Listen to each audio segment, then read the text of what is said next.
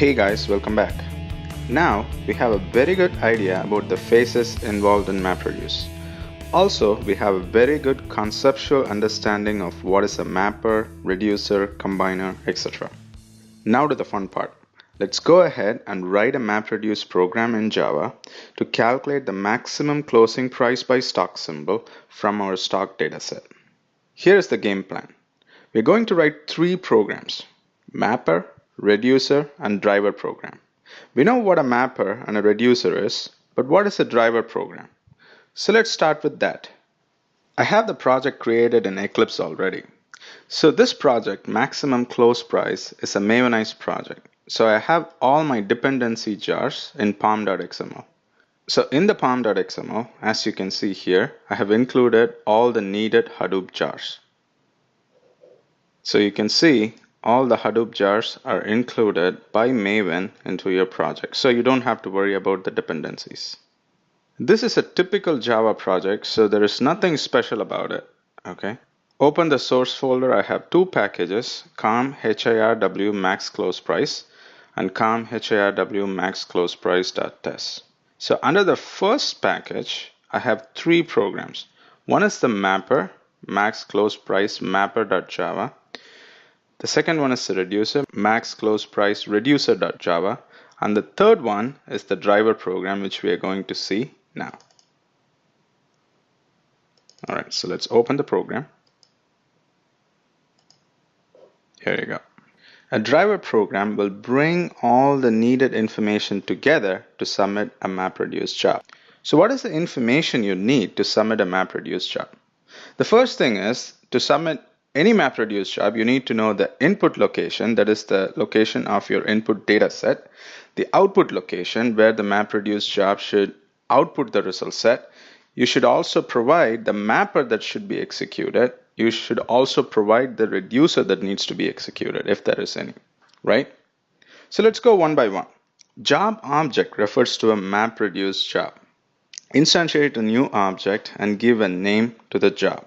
When we run this job on a Hadoop cluster, we'll package the code into a jar, which we'll see in a bit, and Hadoop will distribute the jar across all nodes in the cluster. So Hadoop needs to know how to locate the jar file, right? So that's why we have the second line here, which is job.setJar by class. You give the class name, that is this class name max close price, as an argument to this method, and Hadoop uses this class to locate the jar file. In the next couple of lines, you will set the input path where you find the input data set and the output path where this job should write the output. So you'll set the input path in the file input format class. There is a function add input path to give the location of the input path. So the first argument is the job itself, and the second argument is the location of your input path. So when you're running the program, you pass two arguments to the program, right? The first argument is going to be the location of the input data set, and the second argument is going to be the location of the output data set.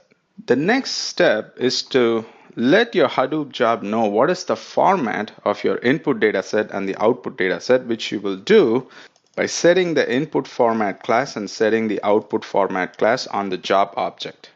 So let's look at input format first. Input format is responsible for three main tasks. First, it validates the inputs, meaning make sure the dataset already exists in the location that you specify. Next, split up the input files into logical input splits, each of which, that is, each of the input split is then assigned to an individual mapper. Finally, and this is important, input format provides record reader implementation to extract input records from the logical input split for processing by the mapper.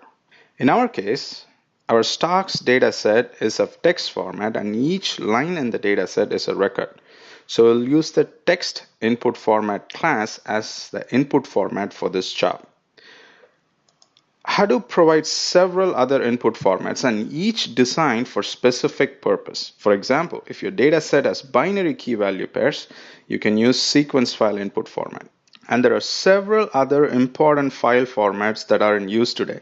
like file formats for Avro, sequence, RC file, etc. In fact, due to its importance, we have a separate chapter dedicated to file formats. Furthermore, we'll also look at implementing a custom file format in the later chapters. Similar to the input format, output format validate the output specification, meaning is the output directory specified already exist. If it already exists, it will throw you an error because when you run a MapReduce job, Hadoop doesn't want to by mistake overwrite the existing output directory or any other directory, right? So it's kind of a safety check. So the first check is validate the output specification, make sure that the directory that you specified for the output doesn't exist. So Hadoop can create it while generating the output. The next thing output format has is a record writer implementation that is to be used to write out the output files for the job. So input format has a record reader implementation, whereas the output format has the record writer implementation. Makes sense, right? One is to read and the other one is to write. Again, just like the input format, Hadoop comes with several output format implementation. In fact, for every input format, you can find a corresponding output format. And also you can write custom implementations of output format as well. So now we talked about input format and output format. Next, in the driver program, you have to specify the mapper class and the reducer class. So I've already returned the mapper, which is max close price mapper, and the reducer is max close price reducer. So I've specified what is my mapper and what is my reducer for this job on the job object using the method set mapper class for the mapper and set reducer class for the reducer. You also need to set the output key value types for both your mapper and reducer. The output key from your mapper and the output key from your reducer in this case or for this program is of type text. And the value in your key value pair, that is the output value from the mapper and from the reducer, is of type float writable. These types certainly look new, doesn't it? Yes, they are.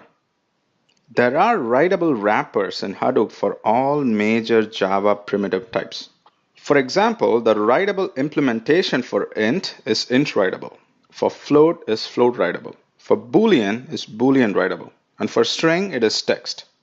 But why new data types when we already have well-defined data types in Java? Writables are used whenever there is a need to transfer data between tasks. That is, when the data is given as input and output to and from mappers. Also, when the data is given as input and output to and from the reducers.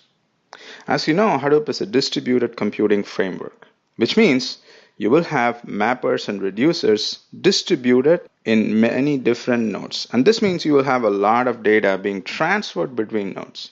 So when there is a need to transfer data over the network between the nodes, the object must be turned into a byte string. And this process is known as serialization in Java. As you can imagine, Hadoop is designed to process millions and billions of records. So there is a need to transfer a lot of data over the network. And hence, serialization should be compact, fast, and effective. Make sense? But the authors of Hadoop felt that Java's out-of-the-box serialization was not that effective in terms of speed and size. Here are a couple of reasons why they felt so. You see, Java serialization writes the class name of each object which is being serialized to the byte string. This is to know the object's type so that we will be able to deserialize the object from the byte stream later, right? So, and every subsequent instance of the class should have the reference to the first occurrence of the class name.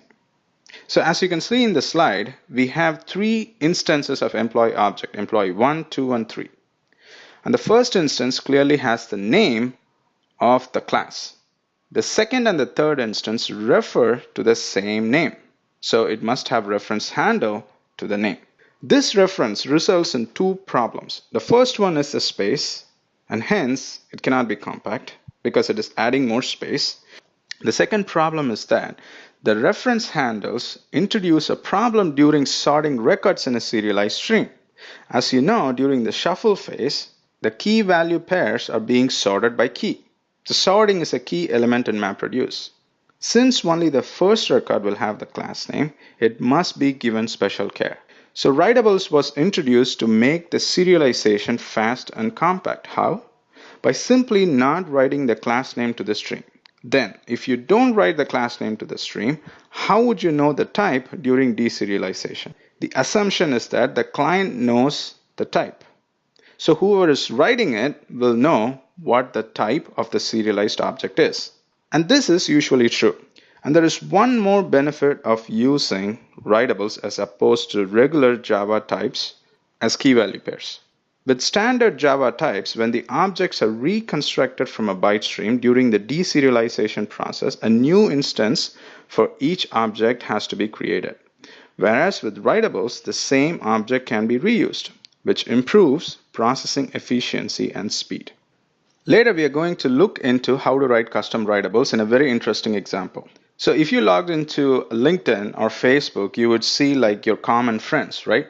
So if you're looking at a friend's profile, you will see what are all the friends that you and your friend have in common. So we'll look into the common friends problem and how we can address that problem using MapReduce. When we do that, we'll talk about custom writables. Okay, moving on. Back to our driver class here. The job wait for completion method submits the job and also wait for it to finish. You can set the Boolean argument to true so that you can see the progress of the job on the console. So that's our driver program. Guys, let's pause right here. We'll continue our discussion in the next lesson where we'll look at the mapper program, the reducer program, and execute the MapReduce job in our cluster. Let's move on to the next lesson.